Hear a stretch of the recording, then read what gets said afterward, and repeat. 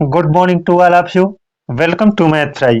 आज के इस वीडियो में हम आप लोगों को औसत निकालने का एक टाइप पढ़ाएंगे और इसको लगाने का सबसे आसान तरीका बताऊंगा। जी हाँ दोस्तों, इस क्वेश्चन को देख करके आप समझ सकते हैं कि इसका अगर औसत निकालना है तो हम कैसे निकालेंगे, है ना। लेकिन इसको मैं ट्रिक से इतना आसान बना दूंगा कि इसको आप चुटकियों में सॉल्व कर ले जाओगे, है ना। तो चलिए देखते हैं पहला क्वेश्चन।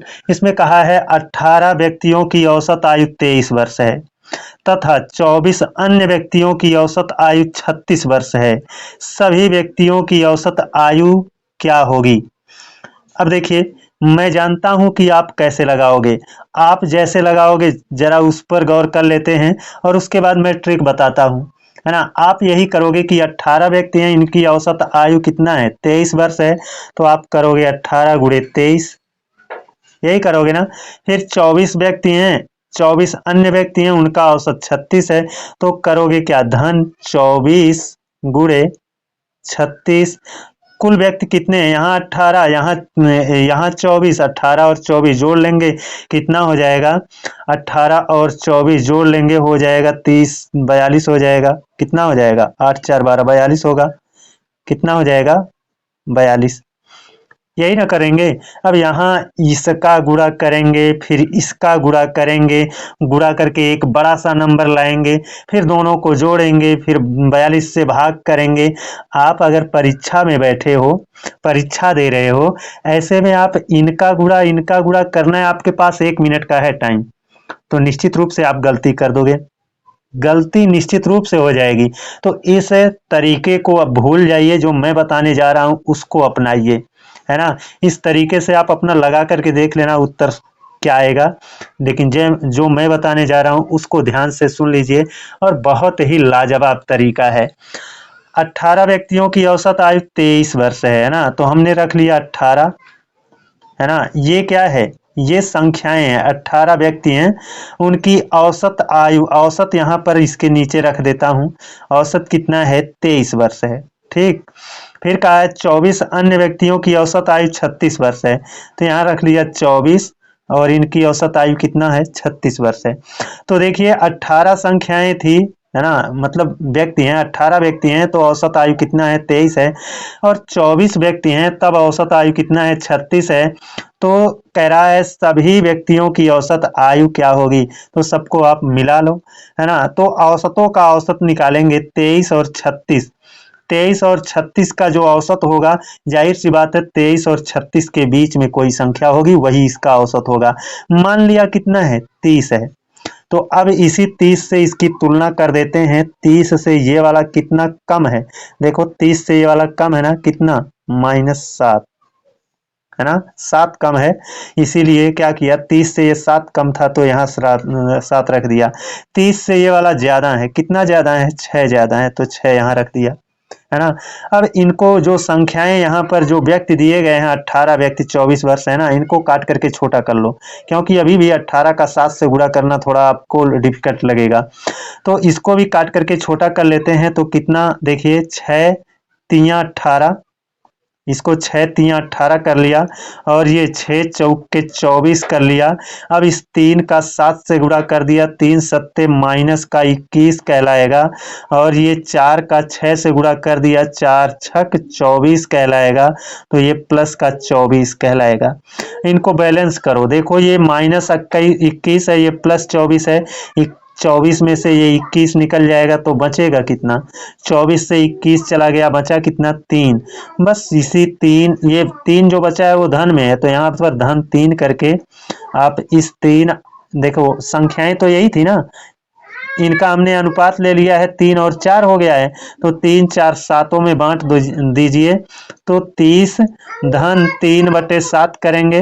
तो इस 3/7 को आप दशमलव में बदल दीजिए, कितना हो जाएगा, डिवाइड करते हैं तो देखो दशमलव लगा देंगे, ये हो जाएगा 30, और 7 चौक 28 हो जाएगा, है ना। 2 बचेगा, 2 बचेगा, हो जाएगा 20, और 7 दूना 14 हो जाएगा, है ना।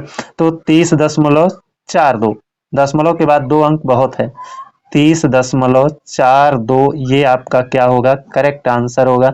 दोस्तों इसमें हमारा जो है इस तरह से बड़ी बड़ी संख्याओं का गुणा नहीं है, इसमें आपका जो भी गुणा है वो बहुत छोटा है ना, जो भी भाग है वो बहुत छोटी है, अतः यहाँ पर गलती नहीं होगी। लेकिन यहाँ पर प्रेशर में आप रहोगे क्योंकि परीक्षा का एक दबाव रहता है आप पर, तो निश्चित रूप से यहाँ पर गलती होने का चांस है, लेकिन यहाँ पर गलती होने का चांस नहीं है।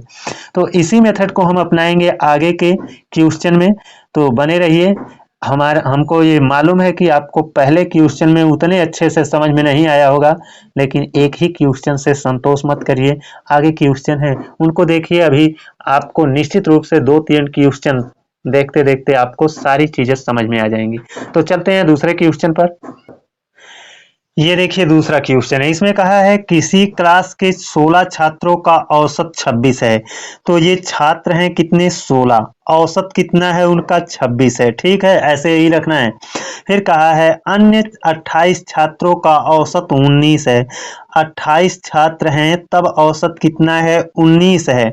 सभी छात्रों का औसत प्राप्तांक क्या है, यानी सबका औसत, ये 16 छात्र का है ना, ये 16 और ये 28 दोनों मिला करके सबका औसत कह रहा है। तो देखिए ये है क्या, ये है छात्र, ये क्या है, छात्र हैं, जबकि ये क्या है, औसत है। ये क्या है, 26 और 19 क्या है, औसत है। तो आप औसतों का औसत निकालिए। औसतों का औसत निकालने का मतलब है ना कि यहाँ पर ये 26 है और ये 19 है, 26 और 19 के बीच में कोई आसान सी संख्या ले लीजिए जहां से जोड़ना घटाना आपको आसान रहे, है ना। तो मैं क्या करता हूँ, 22 को ले लेता हूँ। कितना ले लूं, 22 को, 21 को, जिसे भी आपको लेना हो ले लीजिए, है ना। तो मैं क्या करता हूँ, 20 को ही ले लेता हूँ, बहुत आसान हो जाएगा। यहाँ से 20 से ये वाला कितना ज्यादा है, 6 ज्यादा है, तो +6 कर लिया। 20 से ये वाला कम है, कितना कम है, 1 कम है। ठीक है, अब इनको छोटा कर लीजिए, है ना। 4 चौक के 16 और 4 सते 28, ये बैलेंस करिए, 4 छक 24, यहाँ +24 आएगा, आएगा ना। यहाँ 7 इकन्नम -7 आएगा। बताइए अगर यहाँ पर +24 है, यहाँ -7 है, तो इनका कैलकुलेशन करोगे तो 24 से 7 निकल जाएगा। तो 24 से 7 निकलेगा, बचेगा कितना, 17। 17 जो बचेगा वो धनात्मक होगा, है ना। वही 17 कितने लोगों में बटेगा, यहाँ छात्र कितने थे, 16 और 28, जबकि इनको हमने काट करके छोटा कर लिया है, ये 4 और 7 लोग हैं। 4 और 7 कितना हो जाएगा, 11। तो 17/11 कर दीजिए। अब इसको सॉल्व कर लीजिए। देखिए 11 इकन्नम 11, दशमलव लगा देंगे तो बचेगा यहाँ पर कितना, 11 इकन्नम 11 कट गया, 17 से 11 कटा, बचा कितना, 6, है ना। दशमलव लगा दिए हैं तो 6 के पीछे 0 बढ़ जाएगा, तो वो हो जाएगा 60, और 11 × 25 55 हो जाएगा। 60 में से 55 गया, बचा कितना, बचा कितना, 5, तो हो जाएगा 50, और 11 चौक के 44। 20 में 1.45 जोड़ दीजिए तो 20 1 21, कितना हो जाएगा, 21.54, 21.54। तो देख लीजिए आपका ऑप्शन बी में ये दिख रहा है ना। यहाँ पर आपका बताइए, जोड़ना और घटाना, गुणा और भाग, क्या बड़ी बड़ी संख्याएं हो रही हैं, यहाँ पर सारी संख्याएं छोटी हो गई हैं। आप मिस्टेक नहीं करोगे, इसका ये फायदा है ना। और इसका कैलकुलेशन भी तो छोटा है, बहुत छोटा है ना। आगे देखते हैं कि एक और क्वेश्चन, है ना। ये देखिए इसमें कहा है किसी क्लास में 60% लड़के हैं, किसी क्लास में 60% लड़के हैं जिनका औसत भार 54 kg है। देखिए 60% लड़के हैं तो ठीक है, 60% ये हो गए लड़के, है ना। 60% क्या हो गए, लड़के। अब जाहिर सी बात है जो बचेंगे वो लड़कियां बचेंगी। 40% क्या हो गई, लड़कियां। तो ये है लड़कों की संख्या, ये है लड़के की संख्या, और ये है लड़कियों की संख्या, है ना। 60% लड़के हैं तो उनका औसत कितना है, 54 है, तो इसके 60 के नीचे हो जाएगा 54।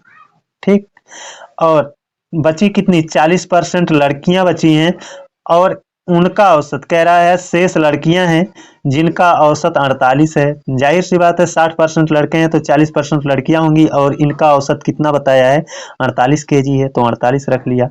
तो ये क्या है, संख्याएं हैं, लड़कों की संख्या, ये लड़कियों की संख्या, और ये क्या है, औसत है।